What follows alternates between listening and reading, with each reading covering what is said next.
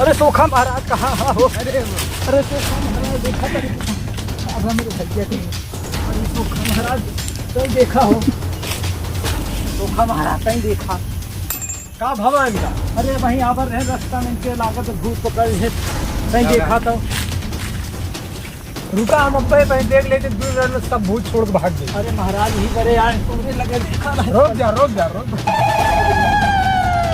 अरे काल भैरव जगत भैरव रे महतारी तुझे धाम से क्यों खाली न गलती होना चाहिए। धरा गुरु धरा ये छोड़े मत क्या धरा। अरे छोड़ दे। कौन है रे कौन है? अरे क्या भर रे बच्चा कहे रखे बोल बोल बोल बोल रो मत। ए बाबा मैं बचाला नहीं तो बचब ना मरिया। अरे टेंशन मत ले पहले समस्या बोल का भेल बता बता। समस्या माई बाप सब कोई हार गईले ओझा वो भी बड़ी बेरी झाड़ भइले। तो का बचाला माई बाप सब कोई हार गईले ओझा वो भी कई बेरी झाड़ भइले।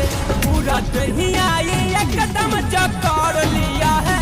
पूरा दही आई एकदम जकड़ लिया है। नवरात्र में भूतवा पकड़ लिया है।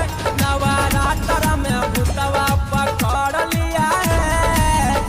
अरे बेटा तोके तो आई पिपरा पर का परमोन है जे हसे। अरे बाबा हो तब तो भूखिए लगा था हमने सही में। डेली भरा चूरा का चावल खाली का देनी हम सब कुछ बनावल। अरे क्या करबे खाता है ले जा तू बात टेंशन मत ले।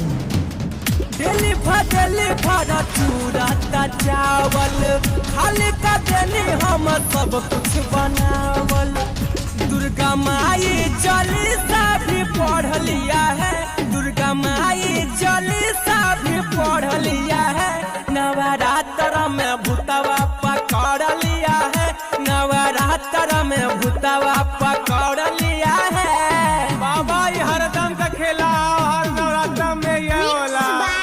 अच्छा ये बता तो मम्मी कुछ मनले उनले ना रानी रे। पता नहीं बाबा पूछ के बताइए।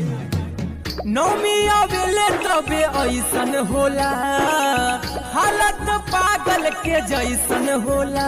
अरे अब का करबे तो पूजा मांगत है। अब पूजो दे पड़ी का। नौमी आवेले तबे ऐसन होला हालत पागल के जैसन होला। राम जन्म से भी झगड़ लिया है। राम जन्म से भी झगड़ लिया है। नवरात्र में भूतवा पकड़ लिया है। नवरात्र में भूतवा पकड़ लिया है। राम जी। तो वीडियो कैसी लगी? आई होप कि वीडियो पसंद आई। वीडियो पसंद आए तो लाइक कमेंट फॉलो शेयर सब कुछ कर डालो और एक प्यारा सा कमेंट कर दीजिएगा। मिलते हैं नेक्स्ट वीडियो के साथ। अब तक के लिए राम।